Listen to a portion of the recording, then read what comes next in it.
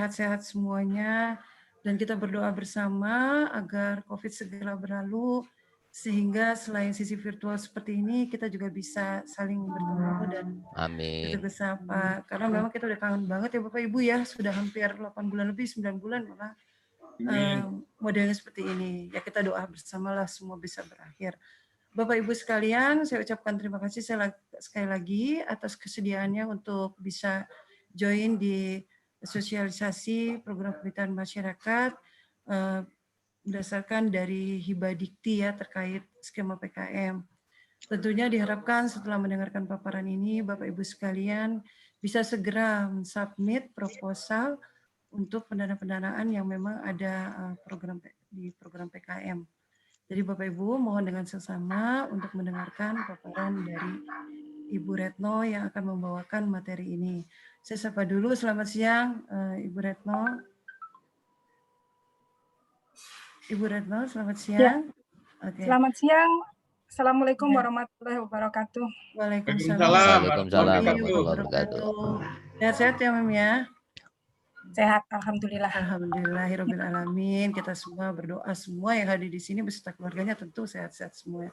Oke, tanpa berlama-lama lagi, mungkin saya langsung meminta Ibu Retno untuk memaparkan materi atau mensosialisasikan materi program kemitraan masyarakat terkait dengan skema dari Dikti ya, Hibah Dikti kita kenalnya.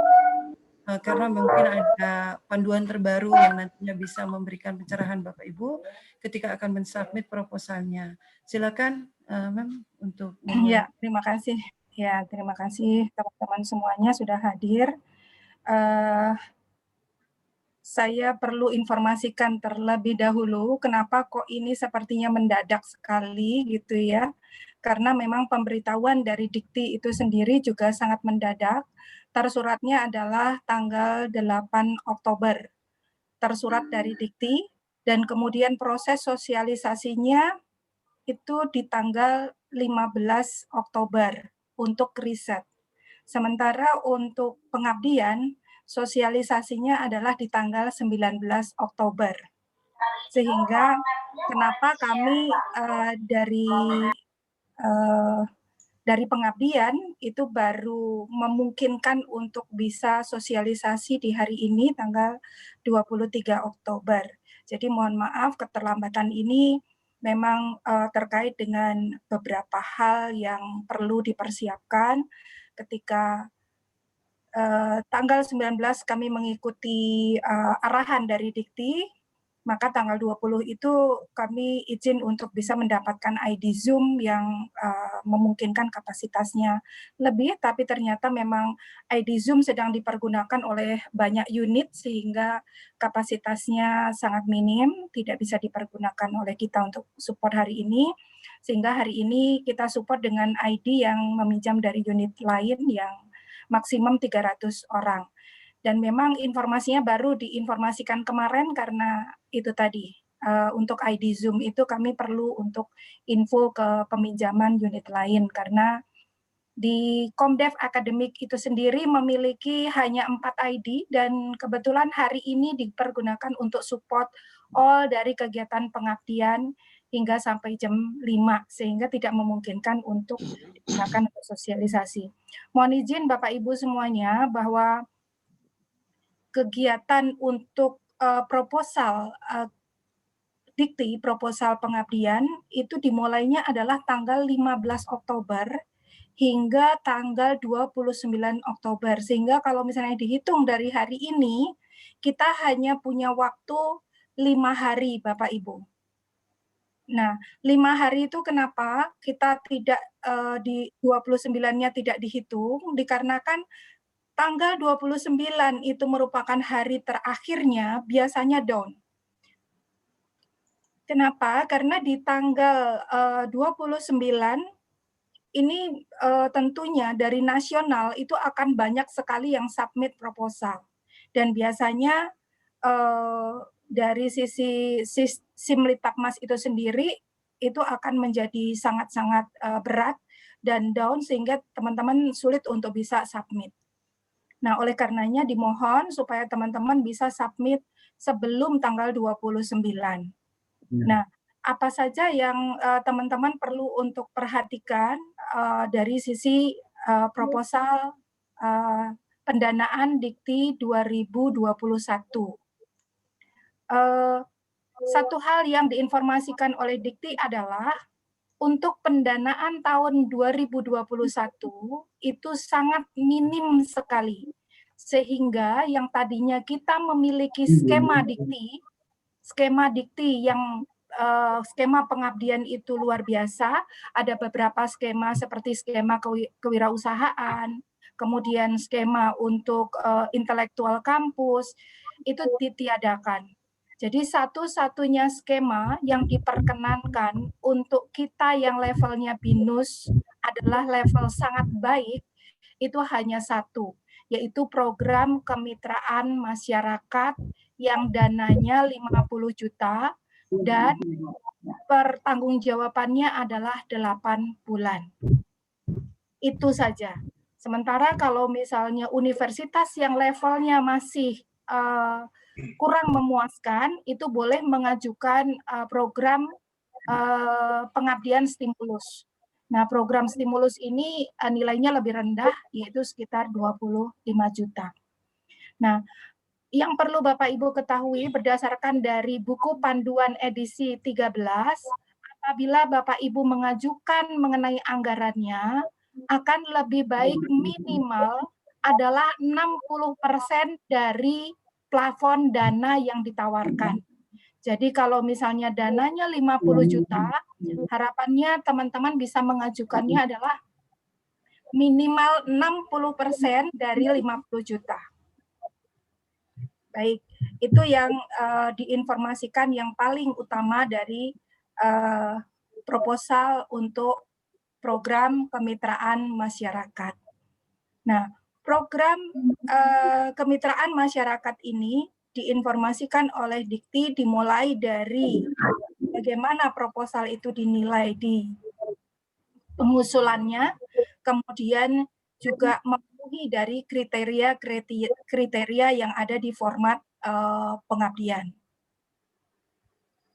Yang disebut sebagai kegiatan pengabdian kepada masyarakat versi Dikti 2020 edisi 13 adalah kegiatan ilmiah terencana sivitas akademika perguruan tinggi dalam membangun peradaban masyarakat berketerampilan sains, teknologi, dan seni berbasis kepakaran individu dan atau kelompok. Berarti dalam hal ini, konsep dari 2020 untuk pendanaan 2021 lebih mengarah kepada kemanfaatan sosial dan teknologi itu sendiri bagi masyarakat. Jadi mohon kiranya untuk skemanya, untuk topik-topiknya lebih mengarah kepada digital 4.0, kemudian sosial 5.0 seperti itu, dan lebih mengarah kepada teknologi dan membangun sosial di masyarakat. Nah, kenapa kita perlu untuk melaksanakan pengabdian pada masyarakat? Karena memang dari dasar-dasar semua yang diajukan oleh Dikti itu memang kita bertugas untuk memenuhi kewajiban dari Tridharma dan terkait dengan kampus Merdeka dan Merdeka Belajar. Artinya untuk saat sekarang ini mahasiswa akan diberikan ruang untuk ke lapangan untuk bisa bersinergi dengan Bapak Ibu sebagai dosen dan langsung berhadapan dengan masyarakat. Oleh karenanya, kita mendukung dari kampus Merdeka dan sehingga nantinya dari Bapak Ibu semuanya bisa mentransfer dari keilmuan dan teknologinya ke masyarakat. Kemudian untuk prinsip dasar dalam pengabdian pada masyarakat, diutamakan teman-teman semuanya adalah berbasis hasil riset. Jadi kalau misalnya teman-teman yang sudah melakukan riset dan hasilnya apa, saat sekaranglah hasil riset itu untuk bisa dilakukan pendampingannya kepada masyarakat. Nah, pendampingan ini perlu untuk ada flowchart-nya, metodenya. Nah, ketika ada metodenya dan kemudian ada proses pendampingannya, itu akan lebih diutamakan. Jadi bukan berupa penyuluhan. Yang menjadi concern dari Dikti, banyak sekali proposal yang mengajukan di dalamnya adalah berupa pelatihan atau penyuluhan. Nah, hal-hal yang semacam ini itu akan diabaikan. Jadi mohon agar Bapak Ibu semuanya concern terhadap konten yang dituliskan di dalam usulan. Kemudian yang kedua adalah berbasis kewilayahan, artinya bahwa di dalam pengajuan proposal dikti tentunya akan menambahkan lampiran, yaitu 200 km dari lokasi. Jadi kalau misalnya teman-teman yang ada di Malang, 200 km dari Gedung BINUS, kalau misalnya di Kemanggisan, 200 km dari Kemanggisan, atau yang di Alam Sutra, silahkan saja bisa untuk dilihatkan screenshot-nya untuk areanya. Jadi maksimum adalah 200 km dari kampus. Bagi yang di Bandung juga demikian, 200 km dari kampus. Kemudian yang ketiga adalah berdasarkan permasalahan, kebutuhan, atau tantangan di masyarakat. Berarti bahwa sebelum ini kita sudah observasi. Artinya bahwa pada saat kita pengusulan, kan kita melakukan observasi lagi. Berarti apa? Bahwa hasil riset yang dilakukan, hasil riset ini tidak terbatas harus kita yang melakukan. Artinya apa? Bahwa hasil riset ini boleh dihasilkan oleh kolega kita satu kampus. Kalau misalnya tidak dalam satu kampus, boleh juga hasil penelitian dari artikel-artikel yang menyoroti tentang wilayah tersebut. Sehingga kita yang expert di bidangnya turut terundang untuk berkolaborasi melakukan kegiatan pengabdian di wilayah tersebut. Nah, ini yang menjadi permasalahan di lokasi. Dan permasalahan di lokasi dan tantangan di masyarakat ini perlu dituliskan di introduction-nya, di pengantarnya. Nah, kemudian yang keempat, sinergi dan multidisiplin serta adanya kemitraan. Kalau program kemitraan masyarakat berarti bahwa teman-teman semuanya memang tujuannya untuk bisa membantu masyarakat itu sendiri mandiri secara sosial dan mandiri secara ekonomi. Nah, mandiri secara sosial dan ekonomi, makanya kemitraan yang ada itu lebih mengarah kepada kemitraan untuk bisa masyarakat itu mandiri secara sosial dan mandiri secara ekonomi. Dan apabila dihubungkan dengan teknologi, maka hal-hal teknologi apakah yang mampu untuk bisa membantu kemandirian masyarakat itu untuk bisa kegiatannya lebih baik dan kehidupannya lebih baik. Dan menjadi kewajiban bagi kita di dalam satu kelompok, yaitu kita mengajukannya multidisiplin, minimal adalah 2 keilmuan. Jadi 2 keilmuan ini yang terpenting adalah 2 program studi berbeda. Jadi kalau misalnya masih dalam satu fakultas, itu tidak masalah, teman-teman semuanya juga bisa cek di Dikti tentang pengkategorian dari keilmuan. Biasanya seperti manajemen itu masih dalam satu wilayah area, tetapi ada pemecahan prodinya. Akan lebih baik apabila fungsi yang ditransfer kepada masyarakat itu memang memiliki 2 disiplin yang berbeda, sehingga 2 disiplin yang berbeda tadi targetnya bisa terlihat jelas peran dari masing-masing pelaksana dari pengabdian. Nah, dari multidisiplin ini menjadi kewajiban teman-teman.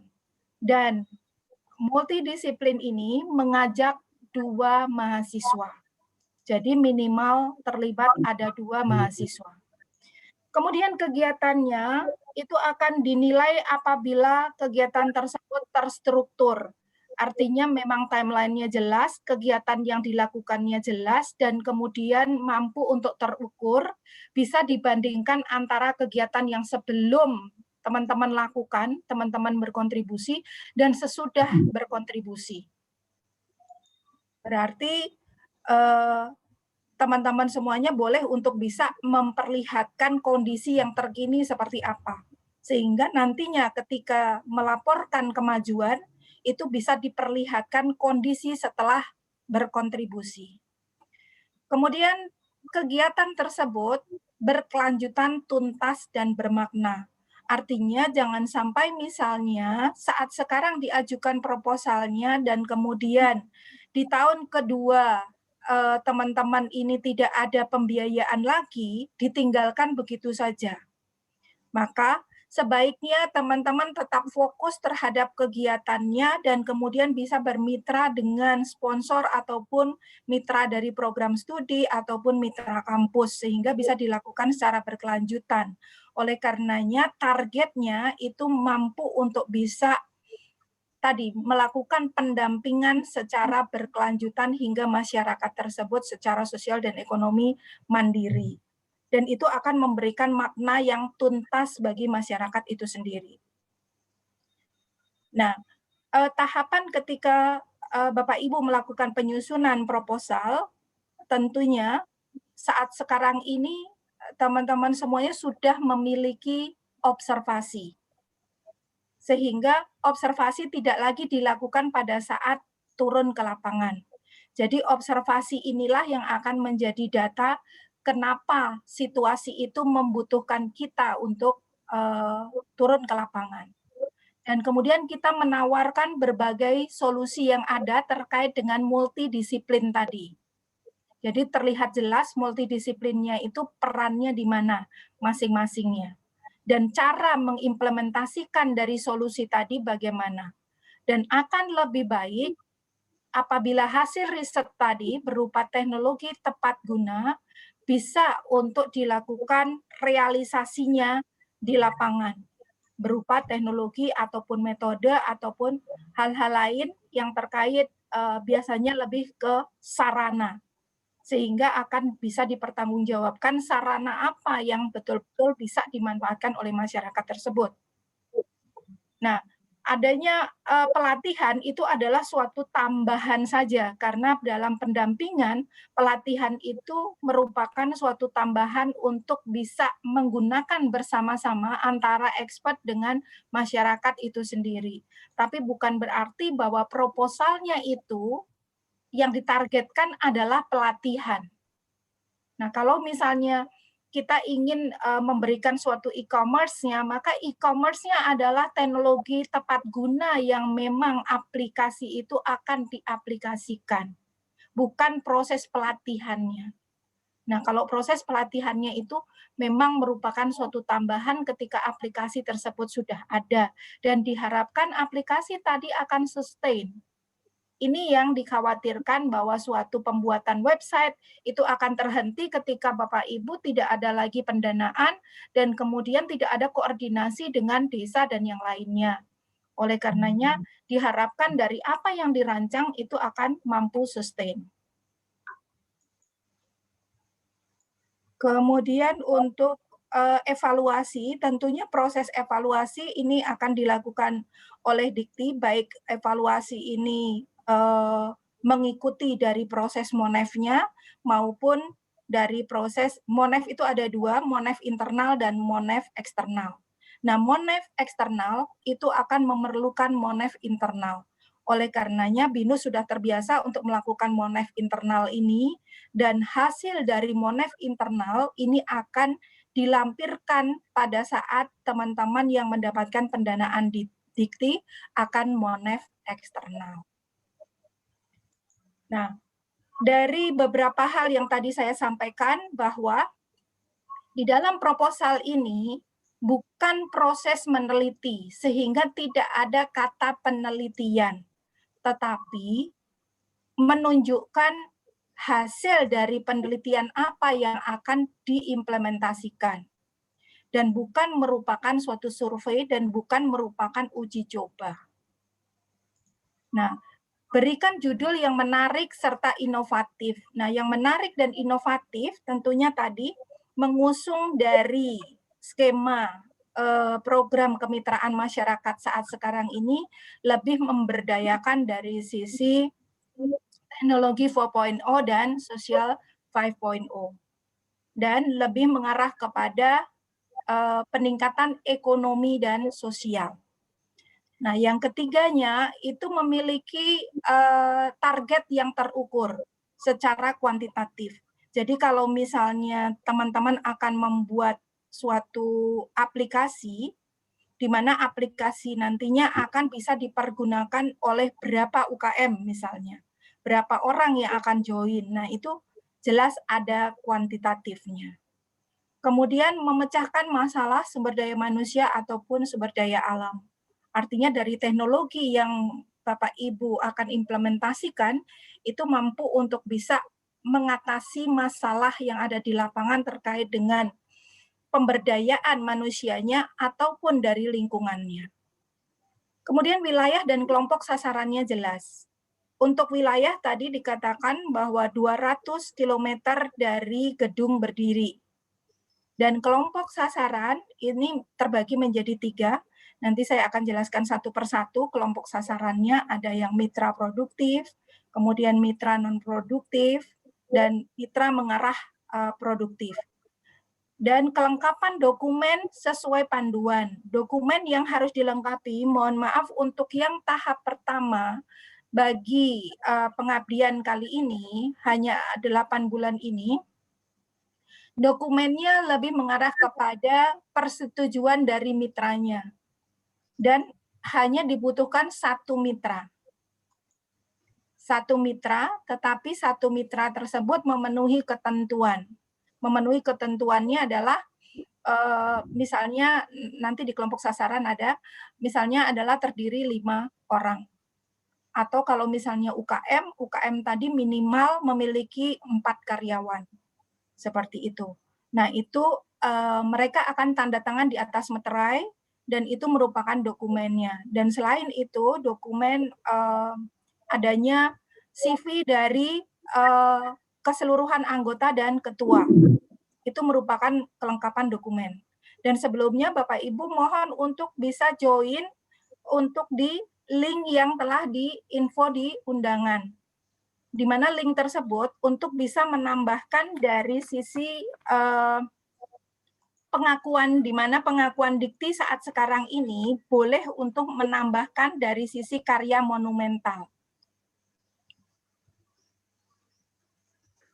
Jadi Bapak Ibu, kalau misalnya teman-teman punya karya monumental, contohnya apa? Di karya monumental misalnya teman-teman membuat suatu sendera tari, kemudian membuat suatu film dan yang lainnya yang merupakan karya monumental ataupun membuat suatu naskah akademik ataupun dari sisi naskah-naskah urgensi yang memang dibutuhkan oleh pemerintah.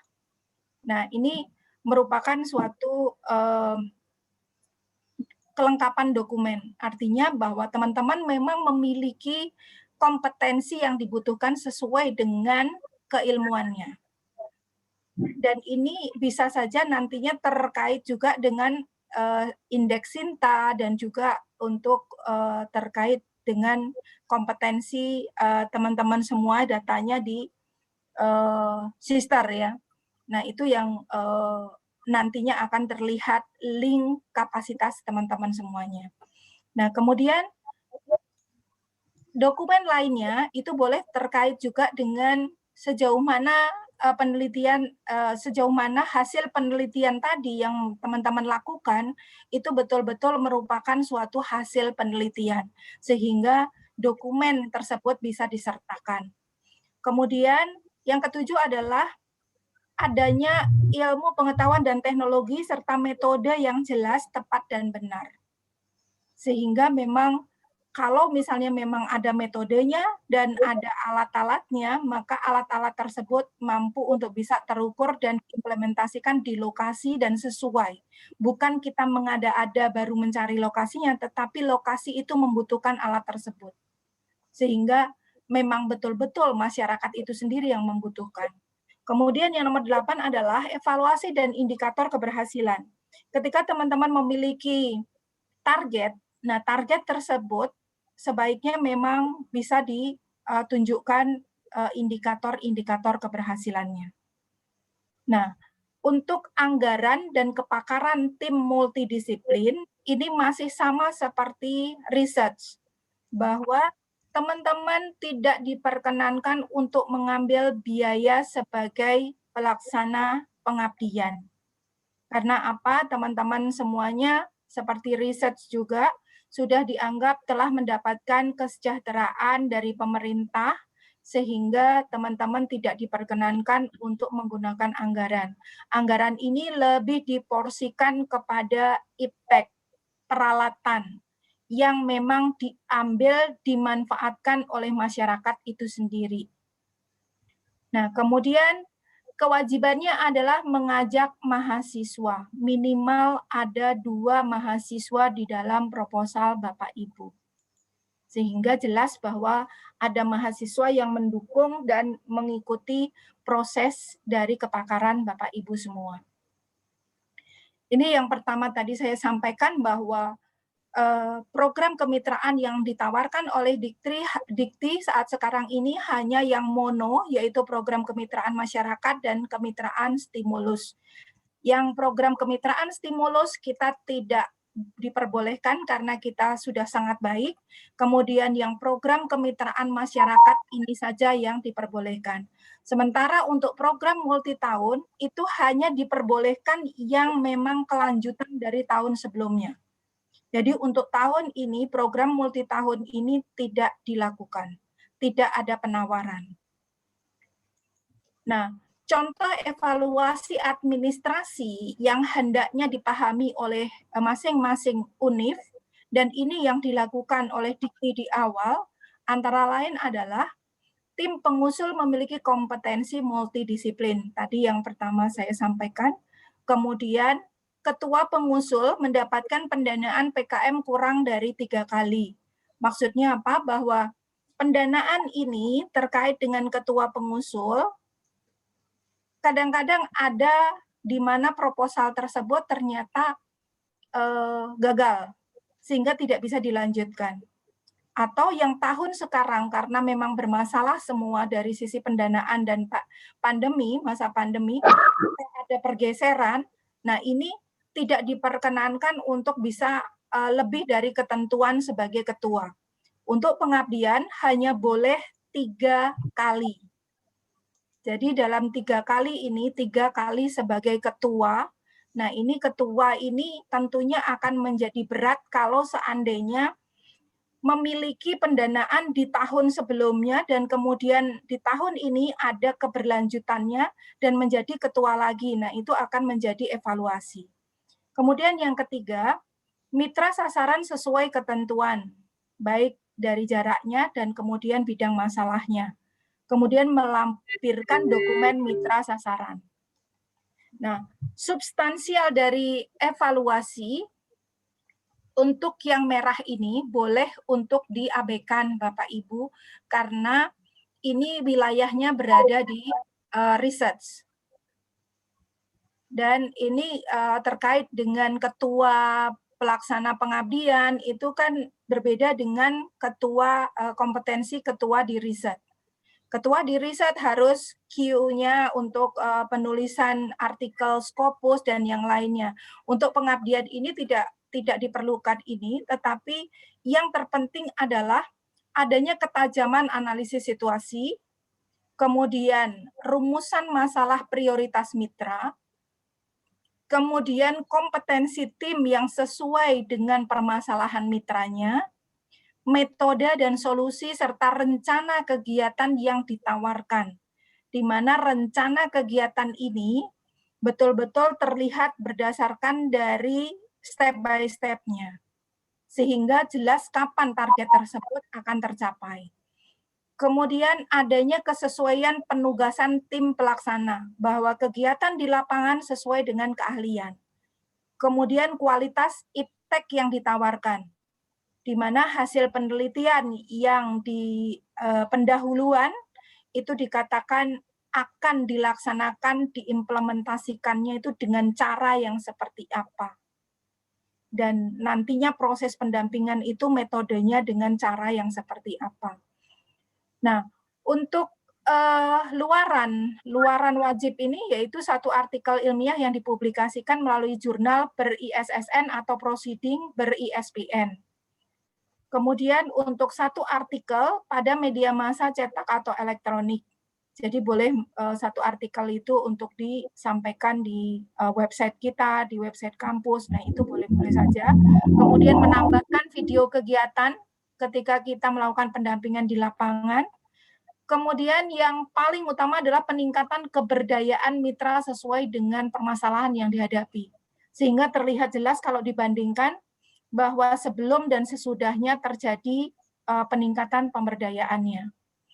Dan kewajaran tahapan target pencapaian luaran wajib tadi.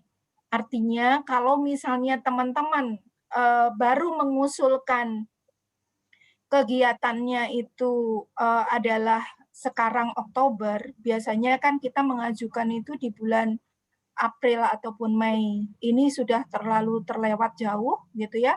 Ini Oktober.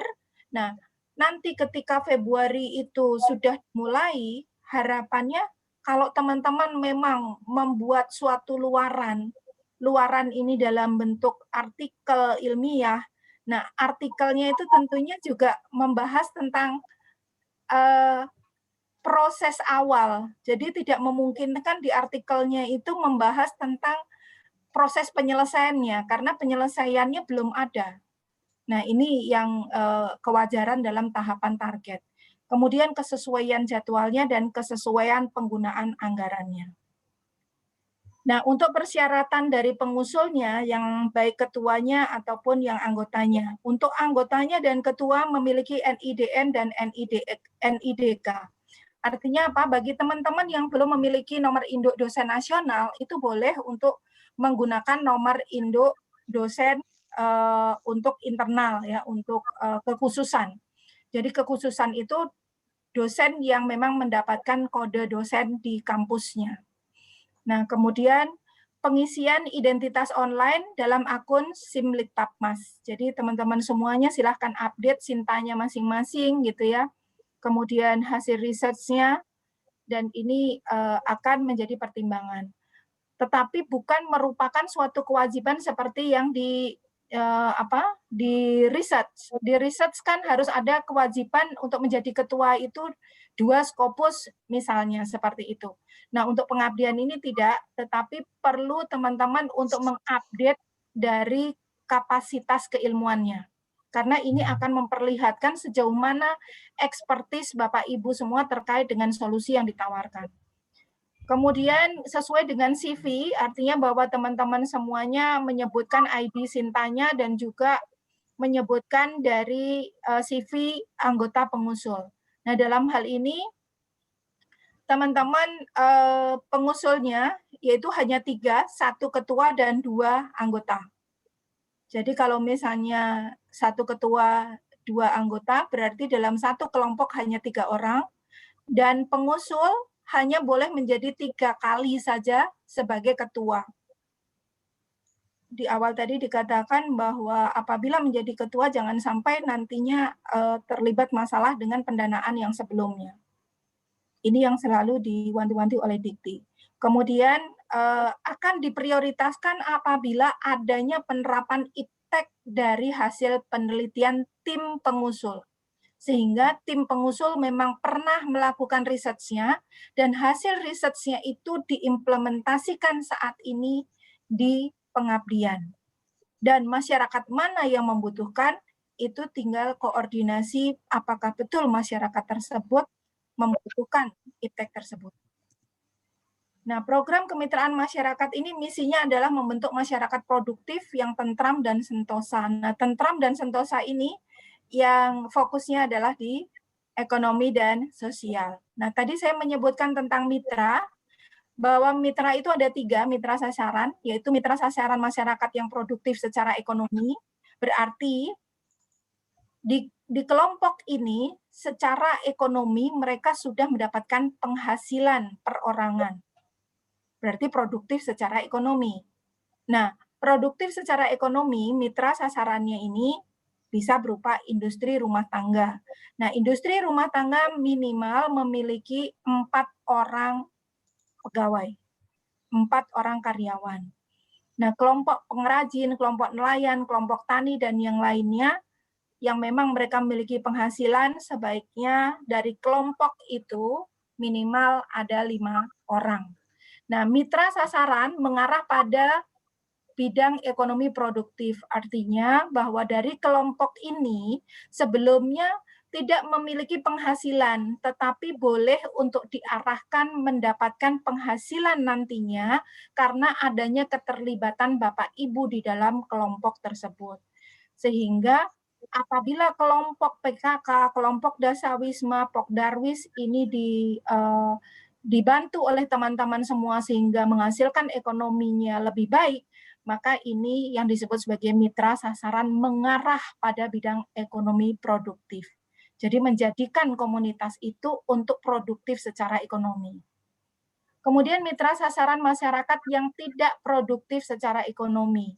Secara ekonomi tidak produktif artinya bahwa memang kelompok tersebut adalah kelompok-kelompok sosial yang ada di masyarakat. Baik itu berupa sekolah PAUD, SD, SMP, yang mana kepentingannya adalah lebih ke arah sosial. Jadi bagaimana caranya mereka itu secara mandiri berinteraksi sosial sehingga mereka mampu untuk bisa mengatasi masalah yang dihadapi. Nah, ini mulai dari posyandu, RT, RW, anak jalanan, ibu rumah tangga, dan yang lainnya, tetapi mereka memang tidak berpenghasilan, tetapi mereka membutuhkan interaksi sosial yang lebih produktif. Nah, itu 3 mitra tadi, 3 skema mitra yang diperbolehkan di dalam proposal kemitraan masyarakat ini. Nah, tujuannya mengembangkan kelompok masyarakat yang mandiri secara ekonomi sosial, kemudian menciptakan ketentraman, kenyamanan dalam kehidupan masyarakat, dan mampu untuk meningkatkan keterampilan berpikir, membaca, menulis, dan keterampilan yang lain, baik itu soft skill maupun hard skill. Nah, yang ketiga ini biasanya teman-teman lebih mengajukannya ke arah pelatihan. Nah, itu yang tidak artinya tidak akan mendapatkan pendanaan. Kenapa? Karena model pelatihan itu belum terlihat secara jelas ipteknya. Iptek apa yang dikontribusikan. Nah, kecuali kalau misalnya sudah teman-teman memiliki ipteknya dan dari ipteknya ini pelaksanaannya seperti apa dan alatnya ini akan diberikan ke masyarakat dan proses penggunaan dari alat tadi membutuhkan proses pelatihan. Nah, seperti itu baru boleh. Karena apa? Adanya suatu iptek yang memang betul-betul dimanfaatkan oleh masyarakat. Nah, kemudian luaran wajibnya tadi sudah disebutkan ada 1 artikel ilmiah, kemudian 1 artikel di media massa ataupun elektronik, video kegiatan, kemudian keberdayaan mitra, kemudian luaran tambahan yaitu tambahan dari yang di atas ini. Kalau yang di luar dari yang di atas ini, misalnya adanya diktat atau adanya enrichment URL yang teman-teman lakukan penambahan di kelas, dan mungkin juga teman-teman bisa menambahkan adanya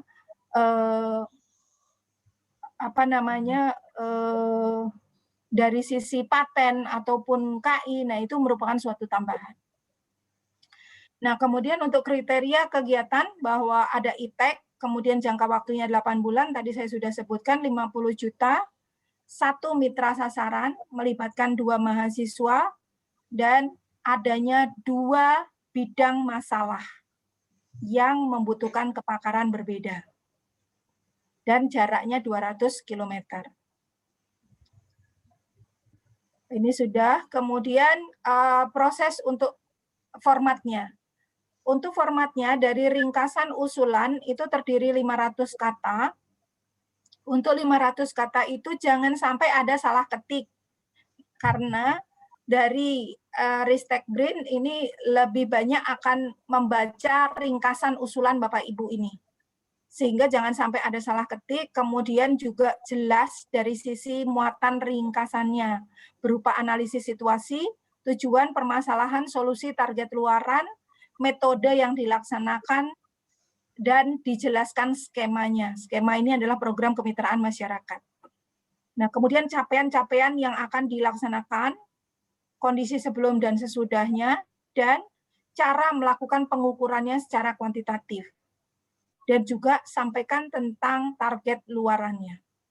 Nah, untuk di pendahuluan itu 2.000 kata, dan dari 2.000 kata ini terlihat profil mitranya, kemudian gambaran situasi dan lokasinya, dan kemudian permasalahan yang dihadapi anggota di dalam kelompok tersebut, kemudian kelembagaannya, dan juga dari sisi pengetahuan teknologi informasi, permodalan, dan yang lainnya. Dan dapat juga disertai gambar-gambar kondisi mitra. Ini di pendahuluan. Kemudian solusi permasalahan, diwajibkan solusi ini ada 2, karena permasalahannya ditentukan ada 2 berdasarkan kepakaran. Nah, dari 2 solusi permasalahan ini totalnya adalah 1.500 kata. Disusun secara sistematis, kemudian permasalahan ini minimal 2 lingkup, kemudian solusi yang ditawarkan mengacu kepada permasalahannya, dan mengungkapkan solusi yang inovatif yang berbeda dengan topik pengabdian yang sebelumnya, dan juga jangan menuliskan hal yang sama yang sudah tertulis di pendahuluan. Nah, solusi permasalahan kedua, solusinya adalah permasalahan mitra yang didasarkan dari hasil riset, yang mana ini akan lebih dipertimbangkan, diprioritaskan oleh Dikti. Dan kemudian solusi yang dilakukan bukan berbentuk penelitian. Artinya ketika teman-teman melaksanakan pengabdian bukan lagi meriset. Kemudian terukur. Nah, untuk metode pelaksanaannya terdiri atas 2.000 kata yang menjelaskan tahapan atau langkah dalam melaksanakan solusi tadi. Kemudian jangan sampai untuk penyuluhan dan pelatihan. Jadi jangan hanya di dalam pengajuan proposal tersebut isinya adalah pelatihan. Kemudian tahapan dari model, artinya sosialisasi, kemudian pelatihannya, dan yang lainnya. Harapannya dari berbagai ketentuan ini akan menjadi, dari berbagai ketentuan ini akan menjadi suatu fokus dari teman-teman semua, mulai dari tahapan sosialisasi, pelatihan, ataupun peningkatan kapasitas, adanya simulasi, kemudian adanya penyusunan panduan, peralatan, dan yang lain sebagainya. Dan mohon supaya ada flowchart-nya yang jelas. Dan juga disertai indikator pelaksanaannya. Kemudian anggarannya sesuai dengan RAB, dan dimohon untuk tidak menambahkan biaya kepada pelaksana pengabdian, artinya penelitinya, Bapak Ibu sebagai peneliti dari pengabdian atau pelaksana dari pengabdian, itu tidak diperkenankan untuk mendapatkan pembiayaan kecuali penugasan yang ada di lapangan. Artinya Bapak Ibu dibantu oleh tenaga lapangan, nah itu boleh untuk diberikan pendanaannya. Artinya bahwa tidak diperkenankan untuk mengusulkan pendanaan atas pejabat kampus yang hadir ke lapangan misalnya. Seperti itu tidak diperkenankan. Tetapi kalau misalnya kemarin ada pertanyaan juga yang kalau seandainya dari sisi kebetulan memang pelaksananya itu sendiri menjadi narasumber ketika melaksanakan program pendampingannya dan dia mengalokasikan waktu itu untuk mendampingi masyarakat, nah itu diperkenankan. Artinya pada saat dia menjadi narasumbernya sebagai tenaga ahli di lapangan untuk melatih dari masyarakatnya itu sendiri, itu diperbolehkan. Karena kemarin ada pertanyaan seperti itu dan itu diperbolehkan.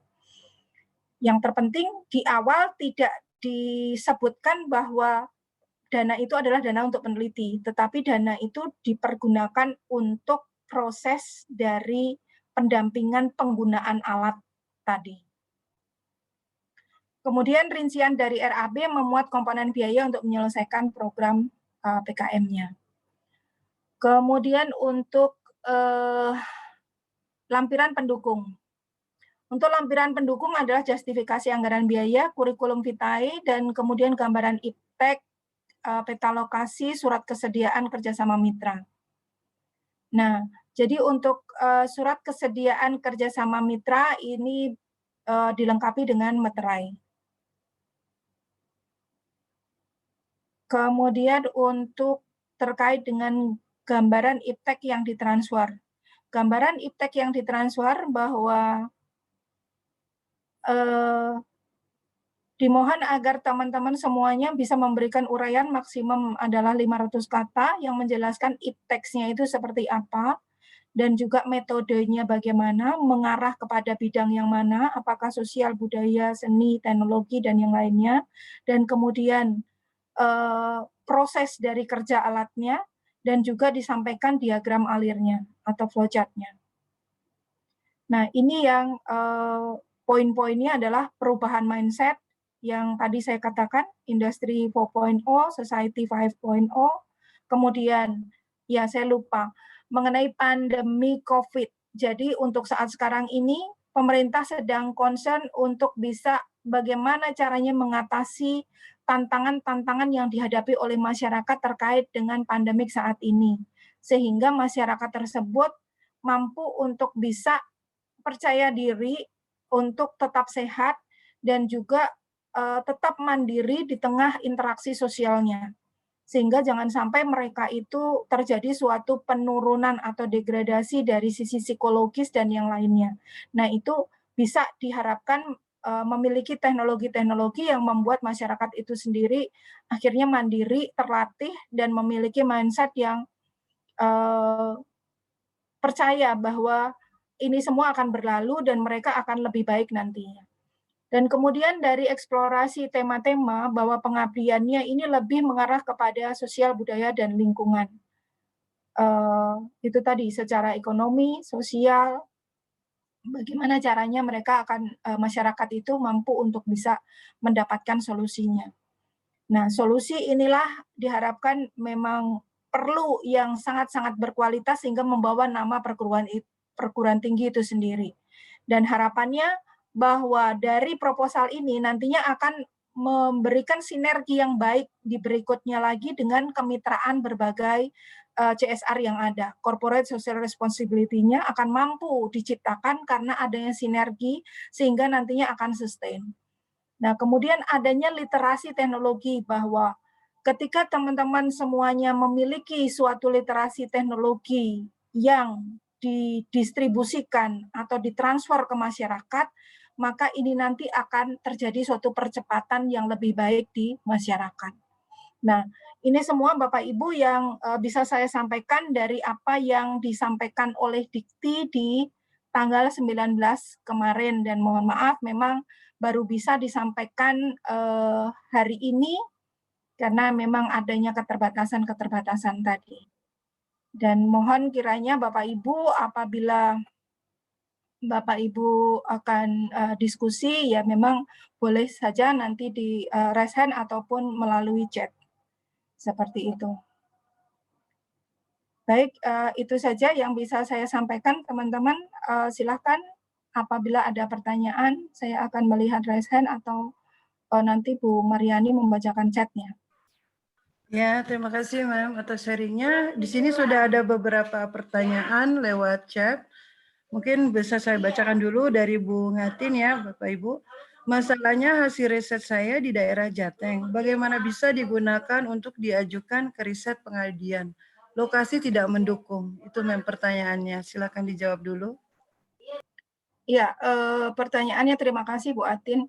Bahwa untuk kegiatan ini yang diperbolehkan adalah ketika Ibu bersinergi dengan universitas lain. Artinya ketika ketuanya universitas lain di lokasi yang Ibu melakukan penelitian tadi menjadi ketuanya. Sementara Ibu itu akan menjadi anggotanya. Dan berarti bahwa dari 3 orang, Ibu boleh mengajak teman sesama BINUS satu lagi, sehingga terdiri 3 orang. Nah, nanti ketua itu akan mengajukan usulannya berdasarkan kemitraan yang 200 km tadi. Jadi diperbolehkan kemitraan dengan perguruan tinggi lain, dan perguruan tinggi lain tadi berada di area yang Ibu melakukan penelitian tadi. Demikian, Bu Atin. Oke, terima kasih, Ma'am. Mungkin saya lanjutkan lagi. Dari Pak Iwan Supriyadi, apakah bisa dilakukan dalam satu tempat mitra untuk dilakukan penelitian dan PKM? Silakan, Ma'am. Iya, terima kasih. Untuk yang satu lokasi boleh dilakukan penelitian dan pengabdian.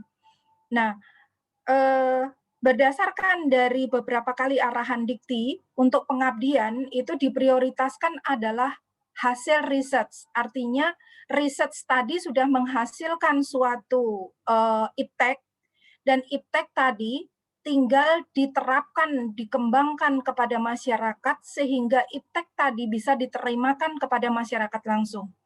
Seringkali di dalam suatu hasil riset itu tidak diterapkan ke masyarakat, sehingga perwujudan dari teknologinya itu betul-betul menjadi tidak visible diterapkan. Karena apa? Karena teknologi itu sebenarnya hanya dirancang saja, tetapi tidak ada aplikasi yang betul-betul diterapkan di masyarakat. Dan ini yang menjadi masalah nasional. Oleh karenanya, diprioritaskan apabila teknologi tadi sudah dihasilkan riset dan baru kemudian dilaksanakan ke pengabdian. Kecuali yang Bapak maksud tadi adalah Bapak melaksanakan penelitian lain, katakanlah misalnya penelitiannya tentang penggunaan mesin giling padi. Bapak melakukan penelitian tentang mesin giling padi. Nah, mesin giling padi tadi ini terpisah dengan hasil riset Bapak yang sebelumnya yang terkait dengan pupuk untuk menanam padi. Nah, pupuk menanam padi tadi Bapak terapkan di masyarakat petani. Nah, jadi ketika Bapak melaksanakan penelitian tentang menggiling padi dengan Bapak melaksanakan pendampingan atas pemanfaatan pupuk di masyarakat petani, itu hal yang berbeda. Meskipun lokasinya sama, tetapi skema penelitian dan skema dari pengabdiannya berbeda.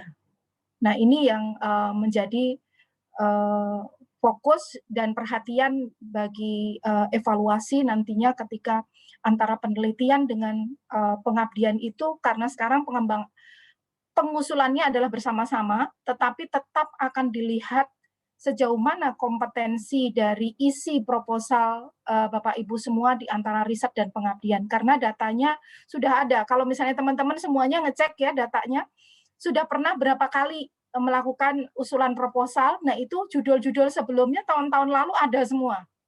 Dan itu akan terlihat data-datanya. Seperti itu. Ya, terima kasih. Mungkin berikutnya lagi ya. Ada dari Pak Glory nih, Mam. Ya. Ada tips tentang judul nggak, Bu? Sekaligus juga Pak Muhammad nanya, apakah kalau sudah ikut penelitian SIMLIT, boleh juga ikut PKM ini? Ada format dalam surat kerjasamanya tidak? Ya, tadi yang Pak Glory mengenai judul. Untuk judul, biasanya kita secara internasional ya, judul itu biasanya kalau kita formatnya kan tidak boleh lebih dari 15 kata. Ataupun kalau misalnya judul apa yang paling menarik, tadi kalau berdasarkan dari arahan Dikti, itu lebih ke arah inovasi.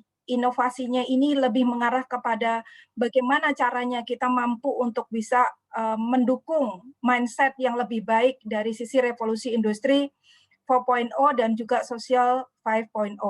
Dan kemudian juga bagaimana caranya kita mampu untuk bisa melakukan inovasi terkait dengan masalah ekonomi sosial yang ada di masyarakat di tengah pandemi sekarang ini, di tengah pandemi COVID, karena pemerintah sedang gencar untuk bisa mengatasi masalah di masyarakat, sementara pendanaan itu masih sangat-sangat minim. Nah, dengan adanya kegiatan pengabdian dan riset yang mengarah kepada penuntasan masalah COVID ini akan lebih diprioritaskan dan akan lebih diprioritaskan apabila memang sudah ada hasil risetnya. Sehingga hasil riset ini akan diaplikasikan ke masyarakat, seperti itu. Dan tadi mengenai tambahan untuk kemitraan, apakah ada formatnya? Ya. Jadi kalau format dari Dikti secara standar tidak ada, tetapi format yang dilakukan di BINUS itu ada contohnya formatnya. Nah, nanti kalau misalnya teman-teman membutuhkan, boleh nanti menghubungi Pak Hasan. Nanti Pak Hasan boleh juga untuk bisa sampaikan di chat ini mengenai format dari kemitraan. Yang terpenting ada satu mitra, dan satu mitra tadi memang sesuai dengan kriteria Dikti. Yang 3 skema dari mitra Dikti tadi, mitra masyarakat. Demikian Bu Oke, Yani. ya terima kasih Mem. Lanjut ke dari Pak Hidayat, menanyakan, untuk tindak lanjut PKM Hibah Internal BINUS, kami akan lanjutkan ke adopsi iptek di lokasi yang sama. Bolehkah Ibu? Silakan Mem.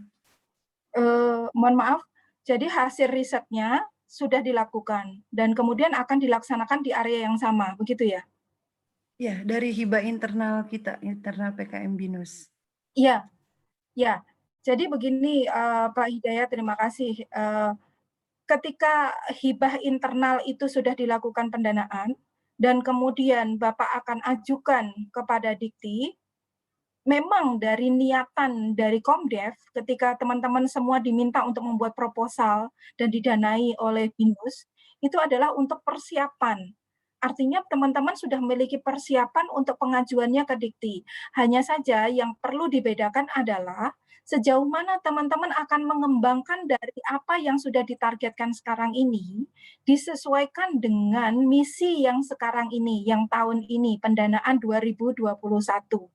Jadi kalau misalnya sudah dilakukan pendanaan di BINUS, dan kemudian dikembangkan programnya melalui pendanaan 50 juta tadi, terlihat jelas apa yang dilakukan sebelumnya dan apa yang dilakukan sesudahnya.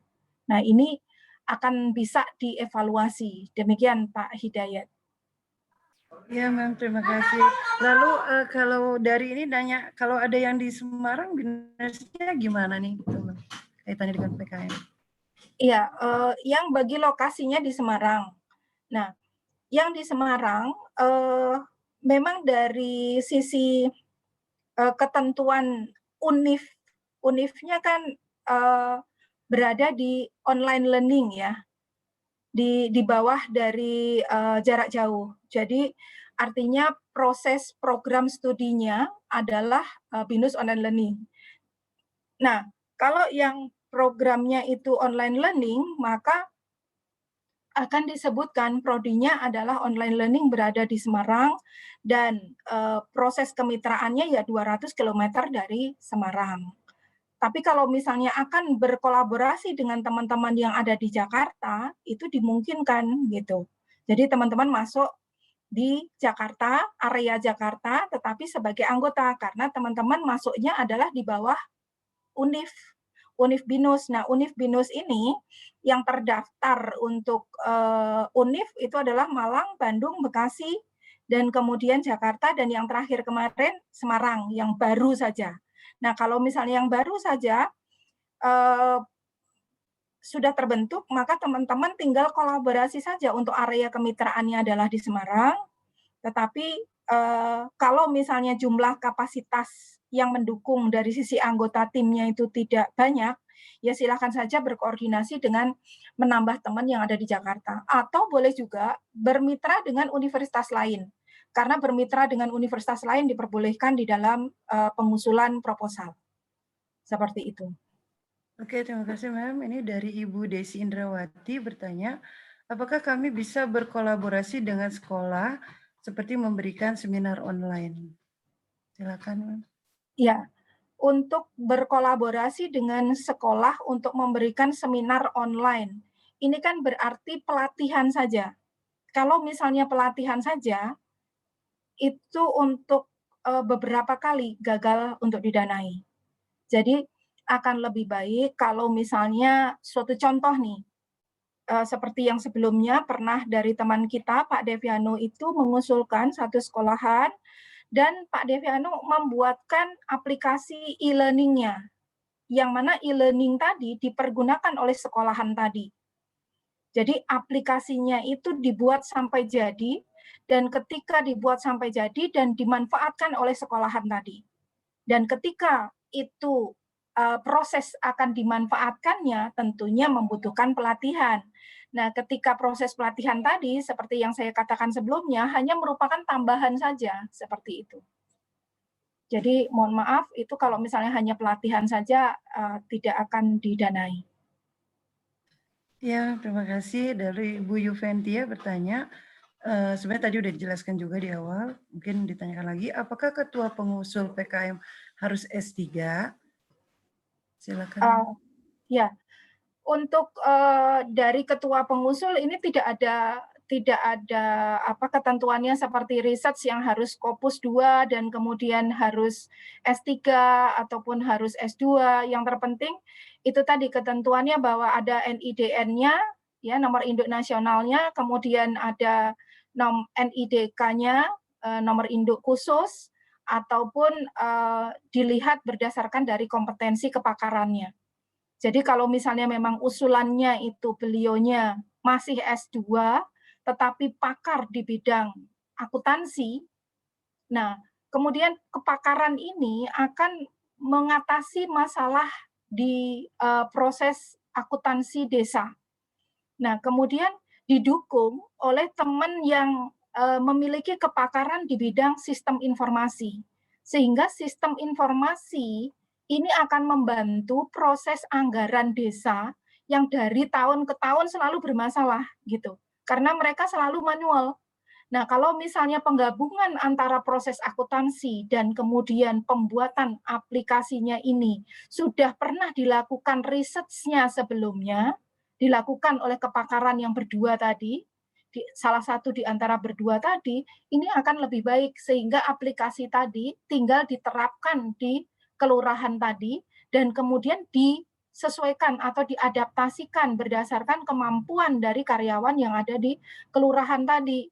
Sehingga akan ada perbaikan-perbaikan, adanya pengembangan-pengembangan, sehingga akhirnya memang aplikasi tadi bisa diterapkan di kelurahan. Begitu. Oke, Ma'am, terima kasih. Ada dari Pak Agung Sujatmoko, bertanya, ada masalah yang menarik tentang efektivitas dan penguatan pembelajaran dan daring dan luring, misalnya untuk menyusun video pembelajaran di sekolah saat pandemi ini. Apakah itu bisa dijadikan tema? Ya, dari tema tadi, apakah proses daringnya tadi memang menghasilkan suatu iptek, menghasilkan suatu teknologi, dan ada sarana yang memang bisa diterapkan di lokasi, di wilayah yang dijadikan pengabdian, selama itu memang terlihat adanya sarana, maka itu akan memungkinkan untuk didanai. Nah, selama ada sarana, jadi ada alat yang betul-betul bisa diterapkan dan ada metodenya, dan kemudian memang nantinya bisa bermanfaat secara berkelanjutan oleh mitra masyarakat yang menerima dari hibah tadi. Ya namanya hibah sehingga memang ada alat yang dihibahkan. Jadi dalam hal ini mohon kiranya teman-teman lebih konsentrasi kalau menurut saya ya, lebih konsentrasi ke TTG-nya, teknologi tepat gunanya. Karena dengan teknologi inilah maka akan mampu untuk bisa menjadi bukti nyata adanya keterlibatan kontribusi dari hasil riset yang kemudian bisa dilaksanakan di masyarakat.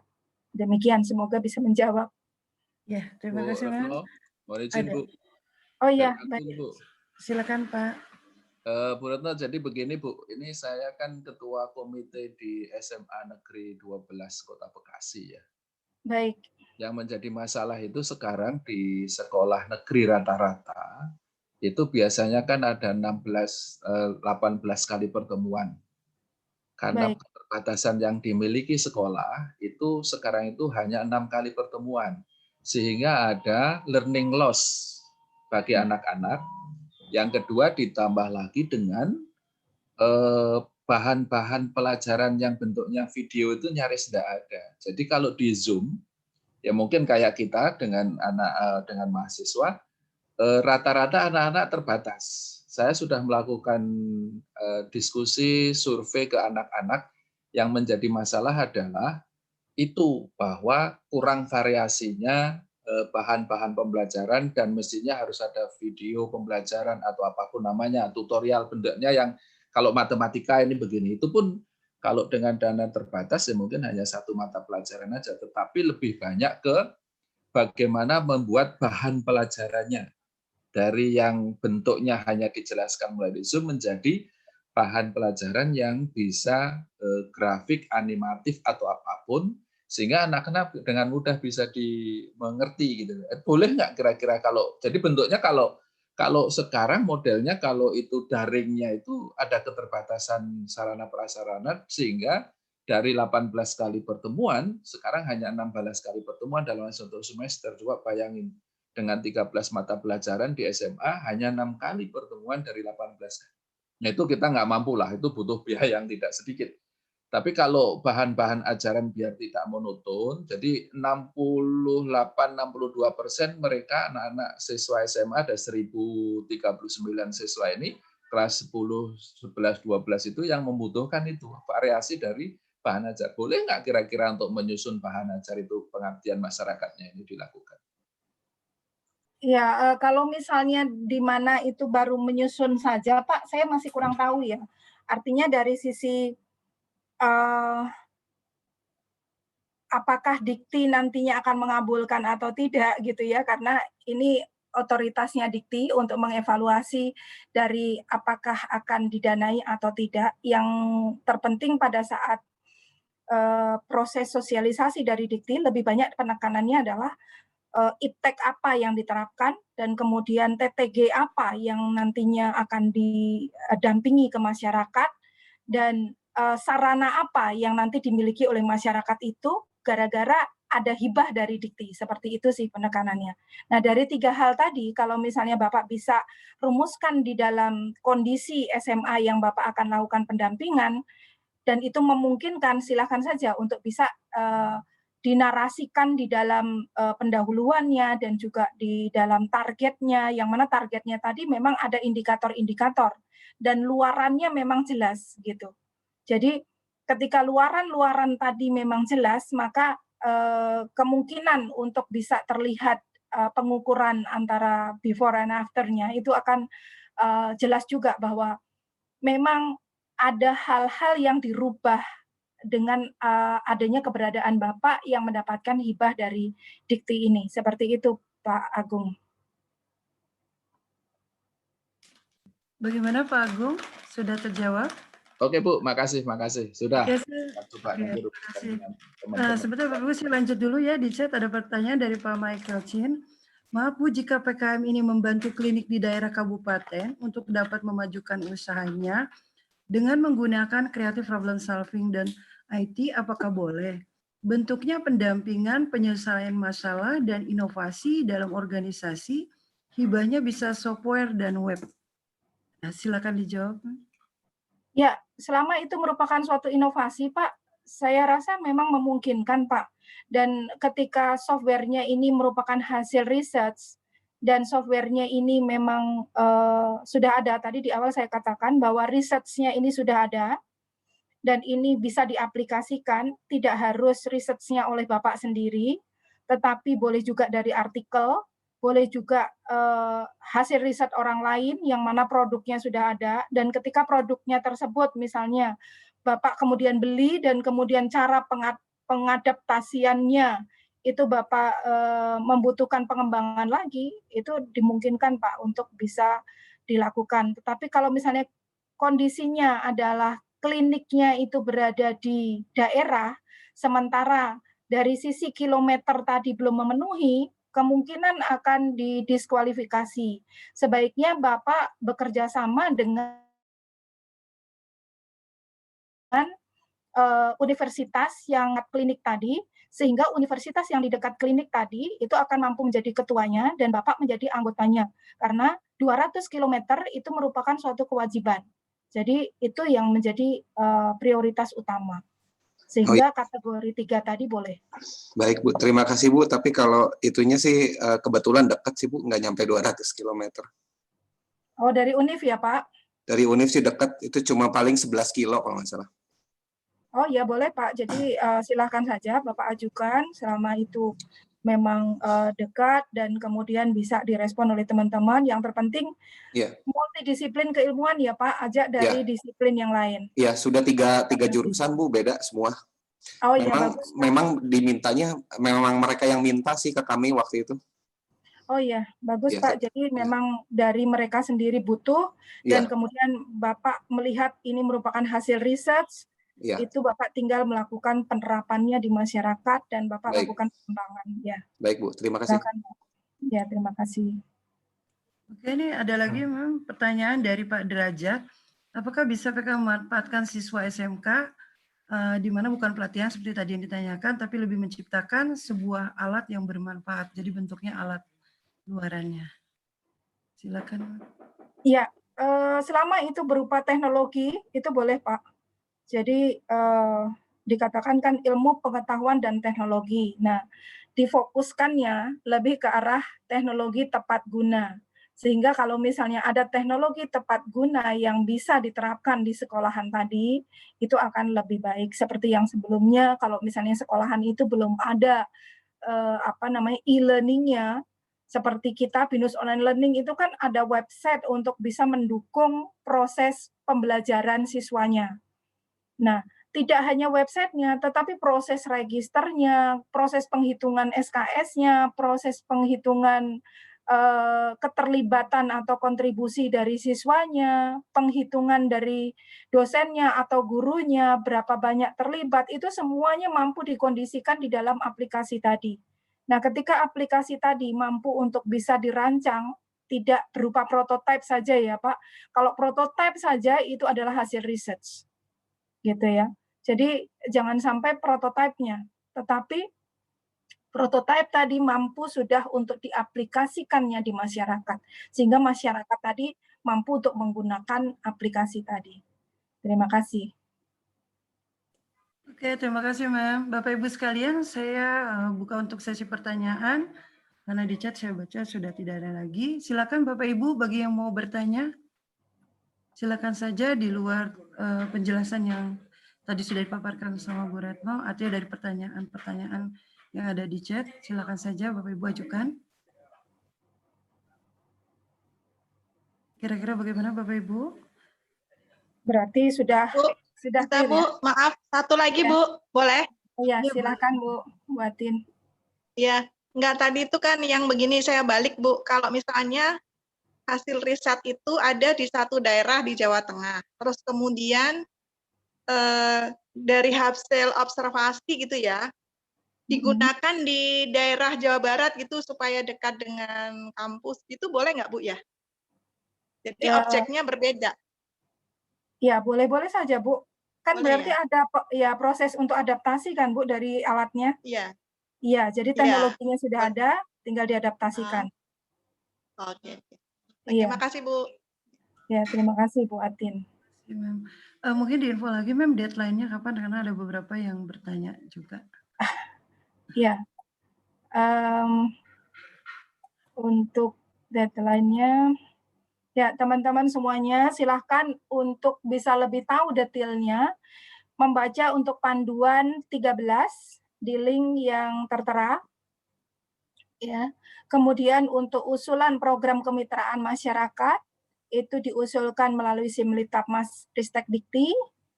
Dan sebelumnya, apabila teman-teman memang memiliki karya monumental, silahkan update untuk di Simlitapmas Ristek Dikti juga. Dan jangan lupa teman-teman untuk update Sinta, karena ini sangat penting untuk bisa mengetahui kepakaran teman-teman dalam mengatasi atau mengusulkan solusi di masalah-masalah masyarakat yang teman-teman tulis adanya dua permasalahan yang ditemukan dan adanya solusi yang diusulkan. Nah, untuk proses submit dari proposal pengabdian, memang waktunya sebenarnya sudah dimulai dari tanggal 15 Oktober. Dan informasi yang kita peroleh berdasarkan surat dari Dikti itu adalah tertanggal 8 Oktober suratnya, dan kemudian Dikti sendiri baru memberikan sosialisasinya dari surat tadi adalah di tanggal 15 Oktober untuk riset. Dan kemudian untuk pengabdian itu baru dilakukan sosialisasinya adalah di tanggal 19 Oktober. Sehingga ketika Simlitabmas proposal dikti pengabdian ini sudah dibuka dari tanggal 15, tetapi kenyataan dari proses sosialisasi dikti ini memang terlambat, yaitu di tanggal 19. Malahan diatur oleh dikti dalam 3 hari, yaitu tanggal 19, 20, 21. Beruntung BINUS masuk di dalam kelompok yang di tanggal 19 sehingga bisa mendapatkan informasi lebih awal. Namun karena di tanggal 19, 20, dan 21 di BINUS untuk kegiatan pengabdian pada masyarakat ada monef hibah internal, sehingga tidak memungkinkan saya untuk bisa memberikan sosialisasinya di tanggal 19, 20, dan 21. Dan itu pun dikarenakan memang ketika kita sudah mendapatkan informasi, tentunya membutuhkan ID untuk bisa menggunakan Zoom-nya. Dan di BINUS untuk pengabdian pada masyarakat, Zoom-nya itu hanya 4 yang diberikan di pengabdian, dan 4-4-nya sudah digunakan untuk kegiatan pengabdian yang setiap hari rutin, sehingga kami harus meminjam kepada unit lain, dan itu membutuhkan waktu ketika kami proses meminjam. Tanggal 20 kami meminjam, tanggal 21 baru mendapatkan jawaban.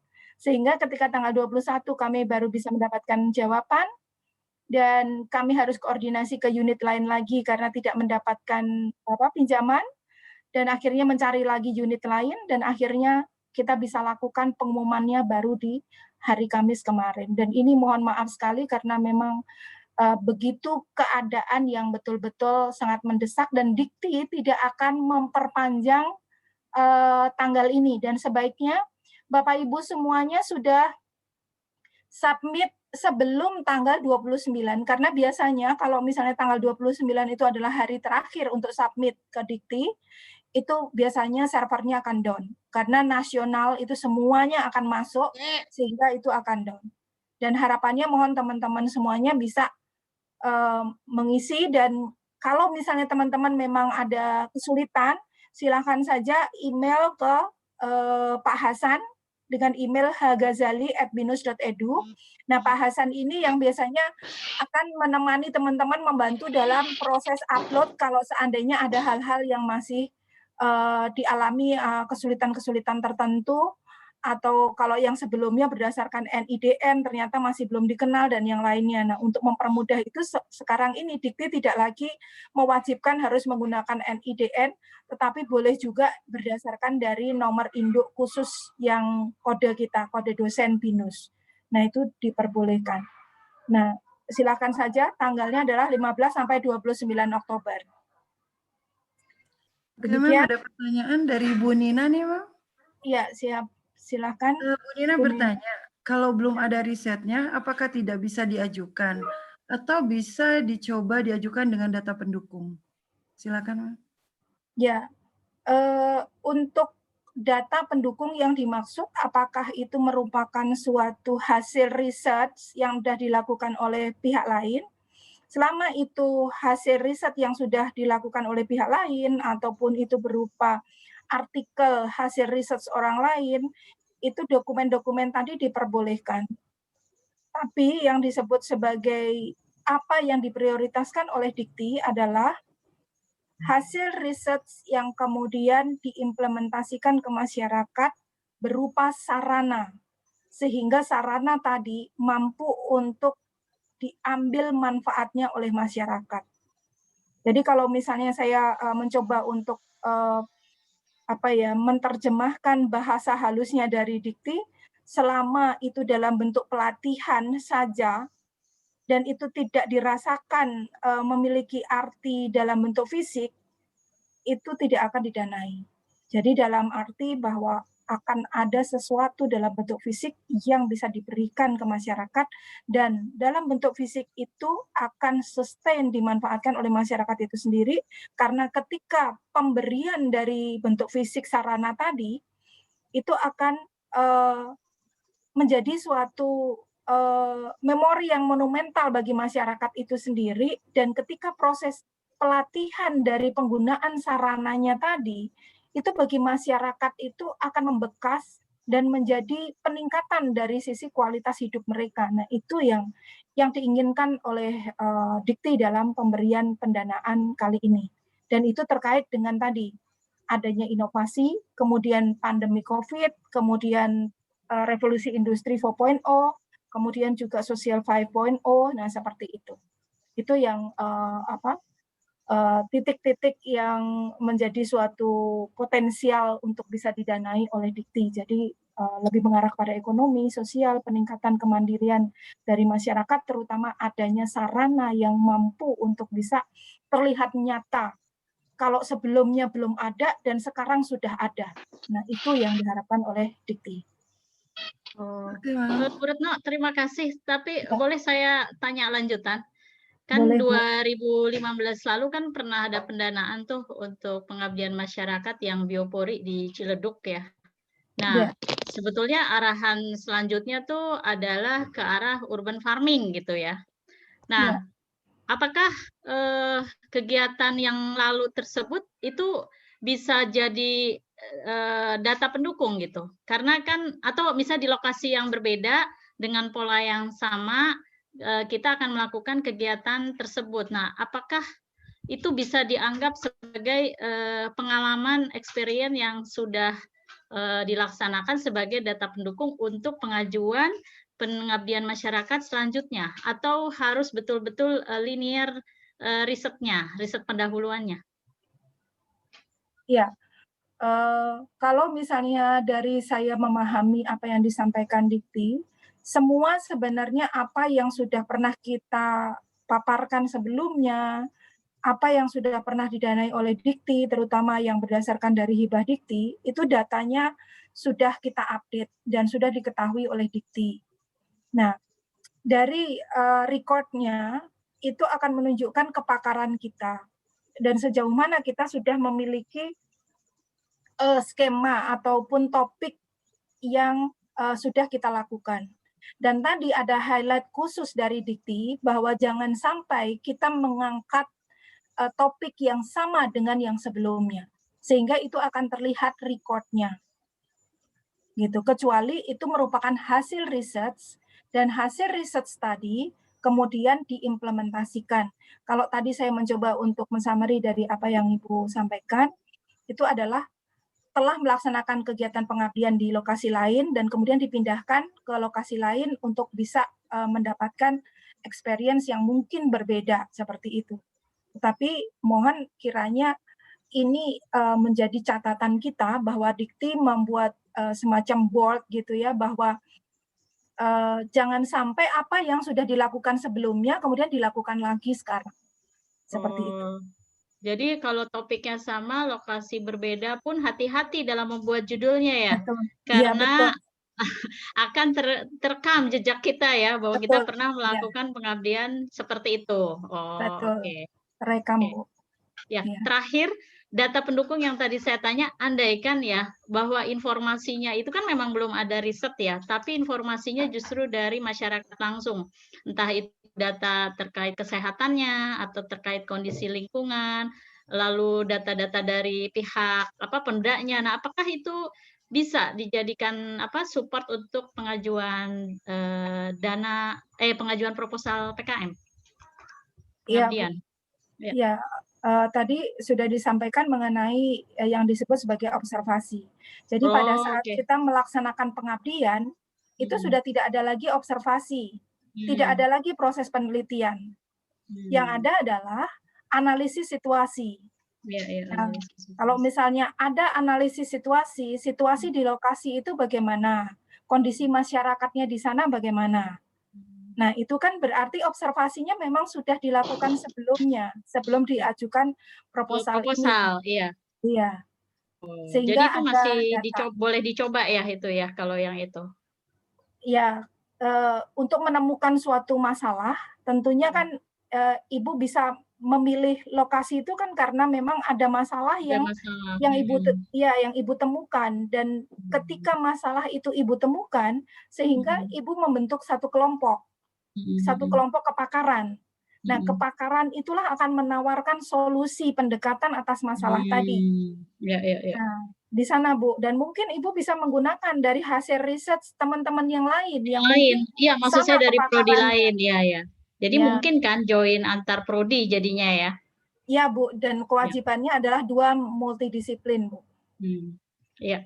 Ya, makasih Bu. Ya, Ya, terima nanya kasih, dicoba Bu. dulu. Ya, Ya, silakan.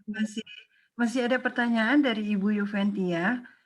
Izin bertanya mengenai RAB, Rencana Anggaran Belanja PKM. Ya. Apakah boleh memasukkan kegiatan penyuluhan atau pelatihan atau lomba sebagai bagian metode penelitian? Silakan. Iya.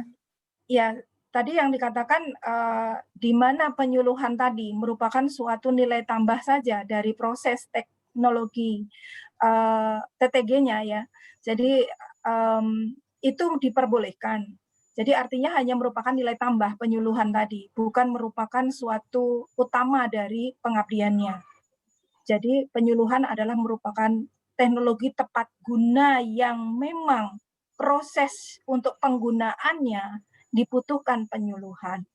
Nah, ketika penyuluhan tadi diperlukan indikator.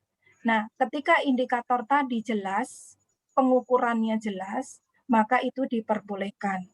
Atau misalnya mengadakan kompetisi, lomba. Selama itu lombanya memang memiliki indikator yang jelas dan lomba tadi memang mengarah kepada penggunaan dari teknologi tepat gunanya tadi, dan dijelaskan alur kerjanya atau flowchart-nya, diagram alurnya jelas, itu diperbolehkan. Tetapi bukan merupakan bagian dari metode penelitian, Bu.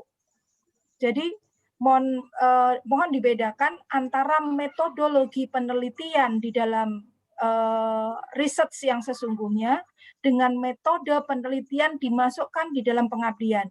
Jadi di dalam pengabdian ini tidak ada metode penelitian. Itu menjadi note dari dikti. Bahwa di dalam pengabdian tidak ada metode penelitian. Yang ada adalah hasil penelitian yang kemudian diterapkan ke masyarakat. Dan proses penerapannya ini yang membutuhkan proses adaptasi, sehingga penumbuh kembang penerapannya di masyarakat itu membutuhkan adanya perubahan-perubahan, dan ketika membutuhkan perubahan-perubahan ini bisa dilakukan pengukuran keberhasilannya. Seperti itu. Oke, terima kasih, Ma'am. Ada pertanyaan juga dari Pak Henrikus. Misalnya judul tentang digital marketing untuk petani bunga di Bandungan. Berarti kita pakai BINUS Semarang. Nah, itu pertanyaannya, Ma'am. Silakan. Iya, selama misalnya ada teman-teman yang join untuk yang Semarang, ya, ajak teman-teman yang di Semarang, gitu. Kan Bapak tercantumnya berada di Jakarta. Kalau misalnya Bapak tercantumnya di Jakarta, dan ketika tercantum di Jakarta tadi, otomatis Bapak record-nya kan tercantum di Jakarta. Kalau misalnya tercantumnya di Jakarta, sementara lokasi dari pengabdiannya ada di Semarang. Sebaiknya mengajak yang di Semarang, dan kemudian Bapak join sebagai anggota kelompok kepakaran. Seperti itu. Oke, Ma'am. Terima kasih. Ada pertanyaan? Terima kasih. Ya, Pak Bambang, sama-sama. Ya, terima Ajak kasih. saya, Pak. Ya. Nah, itu sudah ada yang mau minta diajak tuh. Bertanya, bagaimana ya Bu proses pendanaan yang Yo, siapa yang ngajak? Daftar aja di chat. Produk PKM terlebih Ya, saya batin, Pak.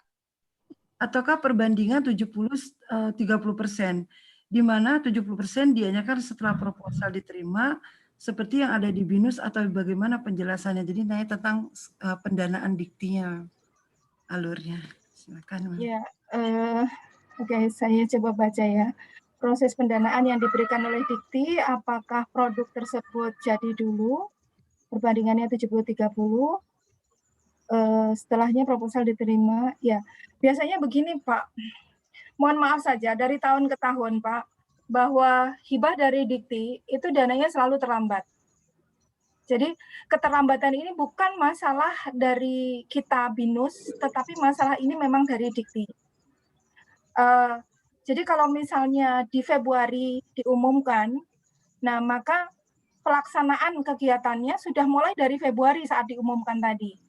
Nah, ketika 8 bulan, Februari tadi sudah dimulai, berarti kan Februari, Maret, April, Mei, Juni, Juli. Nah, 70%-nya itu akan diperoleh oleh Bapak, itu bisa jadi di bulan Juninya. Gitu, pendanaan itu. Kenapa?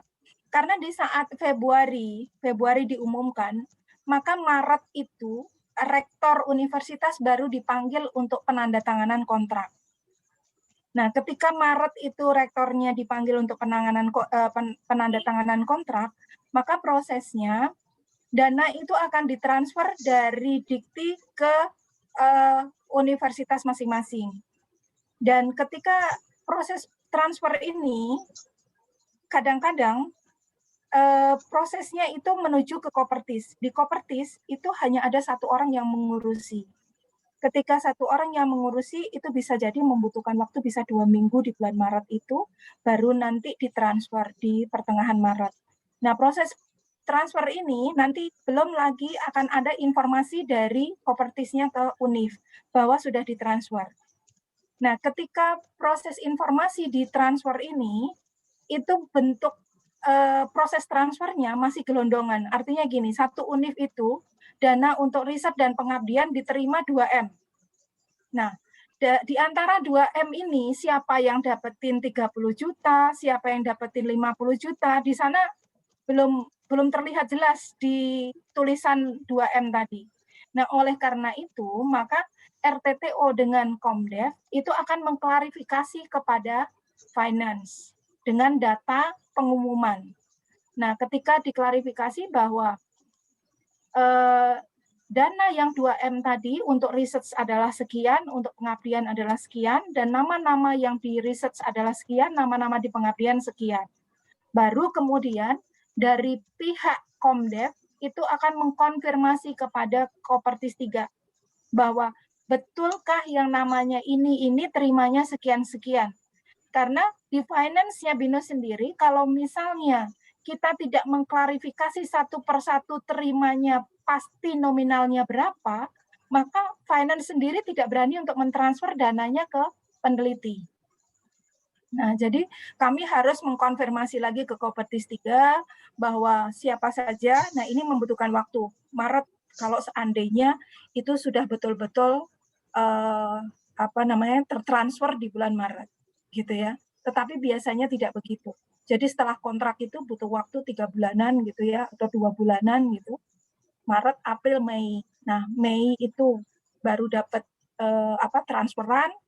Nah, nanti bulan Juninya baru ditransfer ke penelitinya masing-masing. Oleh karenanya biasanya kalau memang sudah ada pengumuman, bisa dilaksanakan saja dengan pendanaan 70% tadi, gitu. Jadi seperti reimburse gitu. Nantinya pendanaan tadi ketika proses pelaporan dari kemajuan yang 70%-nya, yang terpenting adalah action-nya memang sudah ada, tetapi menggunakan dana Bapak Ibu semua. Dan kwitansi Bapak Ibu semuanya memang sudah jelas ada, karena menggunakan dana Bapak Ibu semua. Dan berikutnya di tanggal pada saat transfer itu diterima oleh Bapak Ibu semua, nah itu hanya untuk menggantikan saja dana pribadi Bapak Ibu yang memang sudah dipergunakan. Tetapi kalau misalnya memang tidak ada, bagaimana gitu ya. Nah, dulu pernah terjadi di tahun 2018 kalau nggak salah. Jadi karena kami menunggu terus, dananya tidak ditransfer, akhirnya kami juga kasihan kepada seluruh peneliti dan juga pelaksana pengabdian. Nah, oleh karena itu kami mengajukan kepada Pak Rektor supaya ada ditanggung oleh finance terlebih dahulu. jumlah dari pendanaan yang memang dikabulkan oleh Dikti. Nah, ketika proses Pak Rektor penandatanganan, ternyata hari itu kami diinfo bahwa dananya ditransfer, gitu. Jadi sehingga akhirnya kami menunggu 1 hari untuk proses betul-betul menyatakan kepada finance bahwa uang ini sudah ditransfer, seperti itu. Ya, jadi proses ini yang seringkali menjadi masalah seolah-olah dari pihak manajemennya BINUS tidak mengurus, tetapi pada kenyataannya memang proses transfer dari Diktinya yang terlambat. Dan ini pernah ditanyakan ketika kami dipanggil KPK, kami dipanggil ke Kopertis 3, diminta untuk memberikan penjelasan sesungguhnya apa yang terjadi dengan proses pendanaan oleh Dikti. Nah, kami bercerita saja apa adanya, gitu, bahwa memang pada kenyataannya memang terlambat. Nah, ini yang kami informasikan. Dan ya kita berharap semoga saja tahun ini terjadi suatu hal yang lebih baik karena skemanya pun hanya 1 sehingga tidak terlalu besar gitu ya, sehingga bisa langsung cepat ditransfer dan harapannya bisa segera untuk kita dari institusi mengurus proses pendanaan itu ke Kopertis 3 dan finance kita mampu untuk bisa secepatnya untuk mentransfer. Dan jangan lupa Bapak Ibu, karena ini ada proses pajak. Nah, ada proses pajak sehingga harus dikenakan pajak, akan dipotongkan pajak sebelumnya. Nah, proses pemotongan pajak yang sebelumnya inilah yang biasanya nantinya proses penandatanganan nanti akan diinformasikan kepada Bapak Ibu semuanya. Jadi proses kontrak nantinya Bapak Ibu akan mengetahui berapa pajaknya. Karena sebelum dana itu ditransfer ke Bapak Ibu, otomatis nantinya dari pihak finance akan membayarkan pajaknya terlebih dahulu. Karena kalau seandainya tidak dipotongkan pajaknya terlebih dahulu, nantinya akan ada visitasi kampus bahwa dari pihak keuangan negara akan memeriksa masing-masing institusi. Dan ketika visit ke masing-masing kampus, itu akan diperiksa 1 per 1. Dan ketika 1 per 1 diperiksa, sementara kita tidak tahu kapan dari Departemen Keuangan itu akan memeriksa, sementara Bapak Ibu mungkin sudah selesai atau mungkin sudah sekolah ke luar negeri. Nah, itu akan ditanyakan secara detail gitu. Apakah sudah membayar pajak itu dan kemudian penggunaan dari dana yang diberikan oleh pemerintah itu betul-betul dipergunakan untuk membiayai peralatannya dengan betul. Nah, itu perlu dipertanggungjawabkan. Nah, kalau seandainya sudah dipotongkan pajaknya terlebih dahulu, nah ini akan memudahkan bagi finance-nya BINUS untuk bisa melakukan verifikasi pajak. Sehingga bisa dikatakan bahwa memang seluruh BINUS sudah membayarkan pajaknya, termasuk pajak pendapatan, kemudian pajak yang dari pemerintah itu memang sudah dipotongkan sebelumnya. Sehingga bukti pajak itu ada di finance, sehingga kita tidak lagi mencari-cari bukti pajak yang secara personal dibayarkan oleh masing-masing peneliti. Nah, itu yang dilakukan. Itu terjadi di riset dan juga pengabdian. Pajaknya akan dipotongkan terlebih dahulu, baru kemudian akan ditransfer ke rekening ketuanya. Demikian, Bapak Ibu. Oke, terima kasih. Bapak Ibu, silakan jika ada yang mau bertanya lagi. Kita buka kesempatan. Silakan di-unmute. Bagaimana? Sambil menunggu, Bapak Ibu saya informasikan, bagi yang belum absen, silakan isi absensinya. Linknya ada di chat room. Silakan Bapak Ibu ya. Oke, kembali lagi sesi tanya jawab. Apakah ada yang mau bertanya lagi, Bapak Ibu? Ya, kira-kira sudah nggak ada kali ya. Oke, sudah cukup jelas ya, Bapak Ibu ya. Semuanya sudah dijelaskan dari A sampai Z ya, Bapak Ibu ya. Oke, terima kasih, Mem, Bapak Ibu. Kalau memang tidak ada pertanyaan, mungkin saya kasih closing dulu untuk Ibu Retno. Silakan closingnya untuk sosialisasi hari ini. Ya, Terima kasih teman-teman semuanya sudah mengikuti sosialisasi untuk hibah pengabdian BINUS dan hibah pengabdian Dikti, dan kali ini memang waktunya sangat mendesak, diharapkan sebelum tanggal 29. Dan bagi teman-teman yang memang belum memiliki mitra, silakan saja bisa koordinasi dengan Pak Hasan, karena banyak sekali kerjasama yang sudah dilakukan dari surat-surat kemitraan yang diusulkan oleh mitra, misalnya UMKM ataupun sekolah, kalau memang belum dimiliki dan itu merupakan suatu tambahan saja dari bukti dokumen kemitraan. Nah, nanti Komdev akan memberikan atau mengirim email dari kemitraan tadi yang diharapkan oleh Bapak Ibu semua. Dan diharapkan jangan sampai menunggu tanggal 28. Tanggal 29 memang deadline-nya, tetapi harapannya tanggal 28 itu adalah hari yang terakhir untuk teman-teman mengajukan proposal hibah dikti 50 juta, dan minimum adalah 60% dari 50 juta tadi. Harapannya demikian. Terima kasih, saya akhiri dari sosialisasi ini, dan terima kasih untuk semuanya, dan stay healthy dan keep safely. Wassalamualaikum warahmatullahi wabarakatuh. Sukses untuk Ibu semua. Waalaikumsalam warahmatullahi Waalaikumsalam. Terima kasih Bu Terima Retno. kasih, Terima kasih, Bu Retno. Sosialisasinya. Terima kasih Bu Retno. Kesempatan dan ditunggu upload proposalnya Bapak Ibu sekalian ya. Terima Sekali lagi kasih. jaga Bapak, kesehatan. kita akan berfoto dulu, Bu Yani. Oh ya, ya. Silakan Bapak Ibu. Mariani. Saya foto dekat bola aja. Ya, silakan kalau akan berfoto dulu, teman-teman. Mungkin Pak Hasan Ntar Bu, bisa. pakai kerudung. Oh ya, Bu Atin. Terima kasih Ya, Bu Retno. silakan. Ya, terima kasih Pak Wahyu. Silakan, rajin Bapak untuk mengajukan proposal. Gatin, silakan. Siap, siap.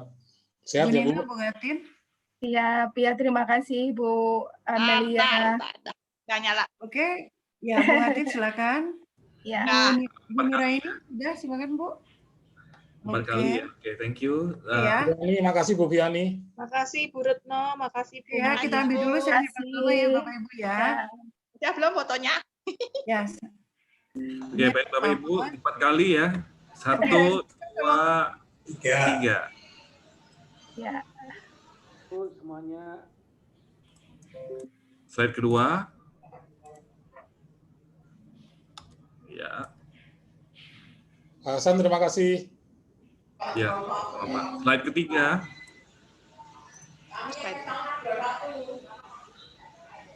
Dan yang terakhir slide keempat ya. Iya, udah selesai semua Bapak Ibu ya. Terima kasih. Oke, Bapak Ibu, terima kasih banyak. Sama Bu Yani, Pak Hasan. Bu Yani, Pak Hasan. Terima kasih. Terima kasih Bu Mariani. Sama-sama Bu. Terima kasih.